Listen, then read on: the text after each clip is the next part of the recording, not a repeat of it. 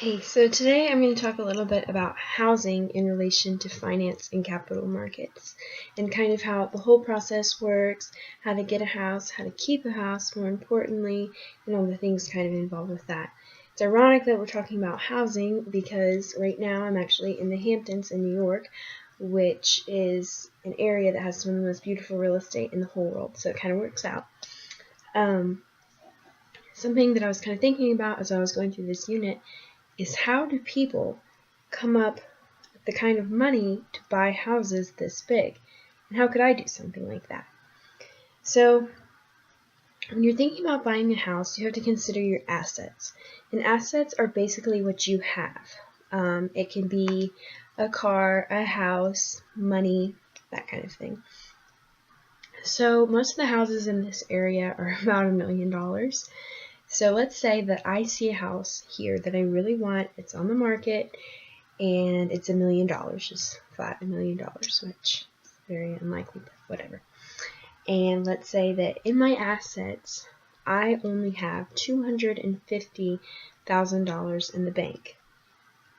Okay, so that's obviously not enough to buy the whole house up front.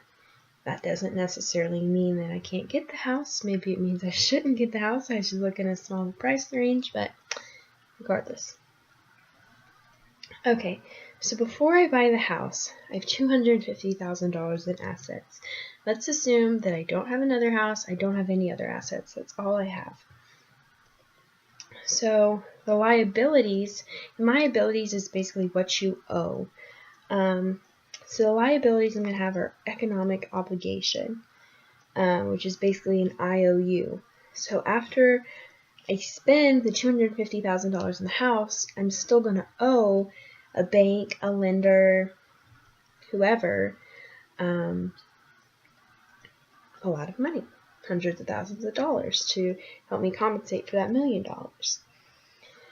So one way to think about this, and one way people do this for housing, is they use balance sheets. I'm going to show you what one usually looks like. Well, before I do that, equity it's kind of a weird thing, but equity, basically the easiest way I can describe it is after you've paid everything, this is what you're going to have. So a balance sheet, you can see it right here. I don't have my whiteboard with me, I'm on vacation. But, so in assets, I'm going to have $250,000 after I pay everything, like after that loan is given to me. That's what I have. So I need a house, I need a loan for my house. So after I take out that loan, you can see the liability is going to be $750,000. Then under there, the equity is going to be $250,000.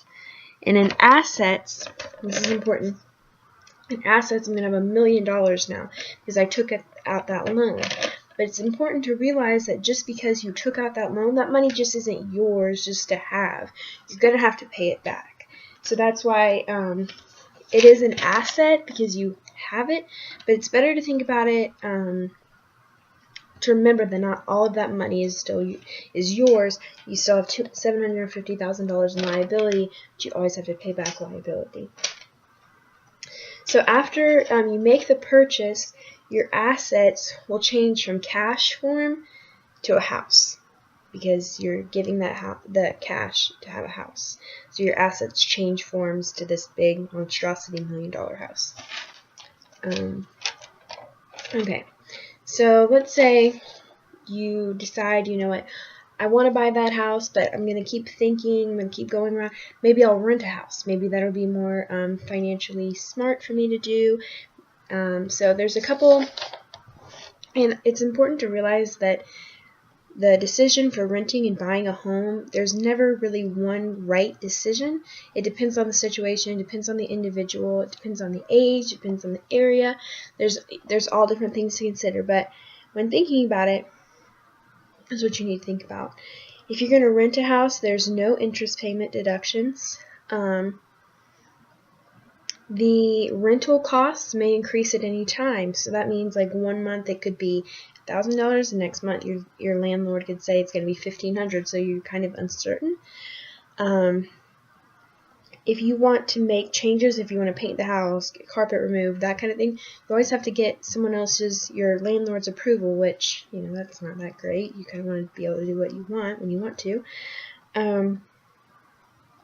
So there's no capitalization. You're not going to be making money from this. It's not like you're going to have this and you're going to turn around and sell it and you're going to make money on this rental. The money disappears. Like, so you're giving the money to the landlord. You're not getting an investment back. And also, you're subject to a 30-day notice to get out. So your landlord could say, okay, you know what, I actually want to move back in this house, so you have to be out in 30 days. That could happen. Buying a house, there's good deductions on mortgage interest. Mortgages are less likely to change because they're in the hands of a bank, not just an individual. You can make changes at your leisure to the property unless you have to answer to an HOA. For example, in my neighborhood, there's only a certain color code that you can paint your houses. Like, we couldn't just paint our house like purple or something if we wanted to. So you have to answer to an HOA, but other than that code, and if you don't have an HOA, even better, we can do what we want to the property. And a house can become a home if that is your house you're buying, and you will get an investment back on it if you decide to flip it and sell it later on. The money that you put into it just won't disappear. So that's good. So mortgages, a borrower agrees with the bank where borrower receives cash initially, makes payments over time, so you'll pay your mortgage monthly, usually. Eventually paying back in full. So like people have like a 20, 25, 30-year mortgage that they pay all that money over time, because a lot of people don't have, like, you know, $300,000 just sitting around. It's not very likely. Mortgage changes by rate of interest charged by the lender. And then a short sale is a pre-foreclosure sale. And a foreclosure, if you don't know, is like if somebody can't pay their mortgage, the house is going to get repossessed. So they sell the house for less than the balance remaining on mortgage. And if mortgage company agrees, you can quickly pay off the home. Okay, now I just want to quickly go over the home buying process. Okay, some words that you need to know. Title in property law, according to property law, is a bundle of rights in a piece of property in which someone may own a legal interest of equitable interest. The rights may be divided between two parties. So, like, a husband and wife may share like 50% of the title or something, or it can be all in someone's name. A deed serves as evidence of ownership to a title. Title insurance is meant to protect an owner's financial interest in real property against loss to title defects. And a title defect can be like a lien, which is basically a law that states a person can keep something until the buyer has paid off debt. So the process, without going too much into that, you make an offer on a home. It doesn't always work, so maybe someone will, you know, make an offer higher than yours, that kind of thing. So the last thing we're going to talk about is escrow, which is when a third party will hold the money you have to buy a house until it's time to buy a house, until you give them a written statement that says you're ready, you want the money now.